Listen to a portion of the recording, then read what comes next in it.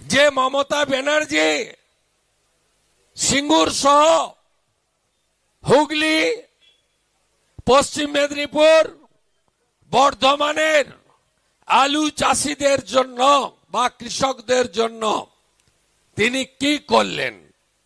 আমি বললাম তিনি অর্থনৈতিকভাবে খুন করার ব্যবস্থা করলেন।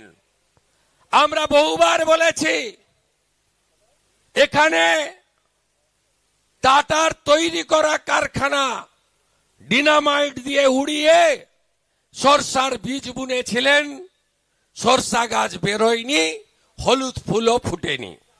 যেমন দীঘাতে ভণ্ড জালি হিন্দু মমতার রথের চাকাও গড়ায়নি, নারকেলও ফাটেনি। কে भारत माता के जय किसान, जय जवान, जय किसान, जय जवान। শ্রাবণ মাস শেষ হয়নি, বাবাধামের কাছেই আমরা এসে গেছি। হর হর হর হর। আমি সমবেত অন্নদাতা ভগবান কৃষকদেরকে পৃথিবীর সর্ববৃহৎ রাজনৈতিক দল ভারতীয় জনতা পার্টি এবং কৃষক দরদি প্রধানমন্ত্রী নরেন্দ্র দামোদর দাস মোদী এবং আমাদের সকলের পক্ষ থেকে আন্তরিক অভিনন্দন জানাচ্ছি। আপনারা জানেন যে মাত্র 48 ঘন্টার নোটিশে আমাদের রাজ্য কিষাণ মোর্চার সভাপতি মহাদেব সরকারের প্রস্তাবে ভারতীয় জনতা পার্টির জনপ্রিয় রাজ্য সভাপতি, রাজ্যসভার সুবক্তা সাংসদ শ্রমিক ভট্টাচার্য মহোদয় এই কর্মসূচি করার নির্দেশ দিয়েছেন কিষাণ মোর্চাকে। রাজ্য সভাপতি নিজে কলকাতা যাওয়ার আগে, দিল্লি যাওয়ার আগে আমাকে টেলিফোন করে এই কর্মসূচিতে উপস্থিত থাকতে এবং আপনাদের প্রতি সমর্থন জানাতে নির্দেশ দিয়েছিলেন, তাই আমি আপনাদের কাছে উপবিষ্ট হয়েছি। আয়োজক কিষাণ মোর্চা, আমি তাদেরকে ধন্যবাদ জানাই। তার পেটে লাথি মারা হয়েছে। এই রাজ্যের মুখ্যমন্ত্রী বাংলা বাঙালি আর এসব করে বেড়ান। মুখ্যমন্ত্রী শুনে রাখুন, পুরবীকে আমরা উদ্ধার করি, শিলিগুড়ির প্রাইভেট হসপিটালে নিয়ে আসি। ডাক্তার বলে মাকে বাঁচাতে গেলে নবজাতক কি হবে আমরা বলতে পারবো না। আমরা বললাম আপনারাই ঠিক করুন। তার প্রিম্যাচিওর বেবি,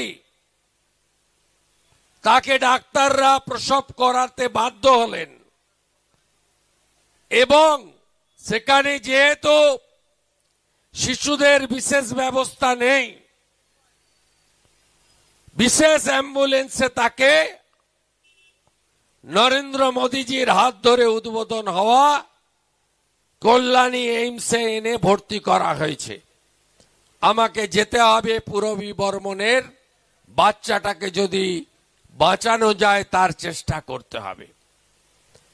আর বীজপুরের কথা আগেই বলেছেন মাননীয় গৌতম দা। আমরা এখানে হঠাৎ করে সমবেত হলাম কেন? সামগ্রিকভাবে কৃষকদের নিয়ে বিমান ঘোষ, মহাদেব সরকার, গৌতম চ্যাটার্জিরা বলেছেন, সামগ্রিকভাবে মহাদেব সরকার বিজেপিকে 6 মাস পরে এই রাজ্যে ক্ষমতায় এলে কিভাবে কৃষকদের অর্থনীতি, কৃষকদের অধিকার, কৃষকদের ন্যায্য পাওনা কড়াই গন্ডায় ভারতীয় জনতা পার্টির সরকার দিতে চায় তার কথাগুলো তুলে ধরেছেন। আমি এই আলু বেল্টে, এই এলাকা মূলত শতকরা 85% বেশি মানুষ কৃষির উপরে নির্ভর করেন এবং মূল অর্থকরী ফসল হচ্ছে আলু।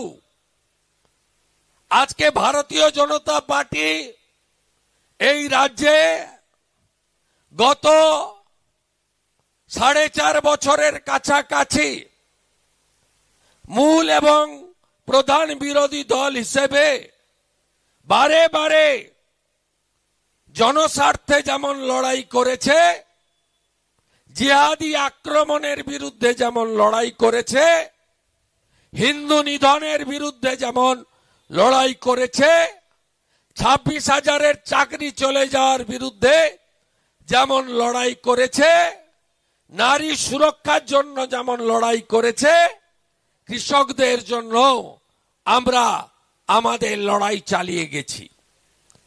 আজকে সামগ্রিকভাবে আপনাদের আলু চাষিদেরকে আমি যখন ঢুকছিলাম, আমাকে একটি বহুল প্রচারিত ইলেকট্রনিক্স চ্যানেলের সাংবাদিক জিজ্ঞেস করছিলেন যে মমতা ব্যানার্জি সিঙ্গুর সহ হুগলি, পশ্চিম মেদিনীপুর, বর্ধমানের আলু চাষিদের জন্য বা কৃষকদের জন্য তিনি কি করলেন। আমি বললাম তিনি অর্থনৈতিকভাবে খুন করার ব্যবস্থা করলেন। আমরা বহুবার বলেছি এখানে টাটার তৈরি করা কারখানা ডিনামাইট দিয়ে উড়িয়ে সরষার বীজ বুনেছিলেন, সরষা গাছ বেরোয়নি, হলুদ ফুলও ফুটেনি। যেমন দীঘাতে ভণ্ড জালি হিন্দু মমতার রথের চাকাও গড়ায়নি, নারকেলও ফাটেনি। তারপরে জেসিপি মেশিন দিয়ে খুঁড়ে মাছ চাষ হয়।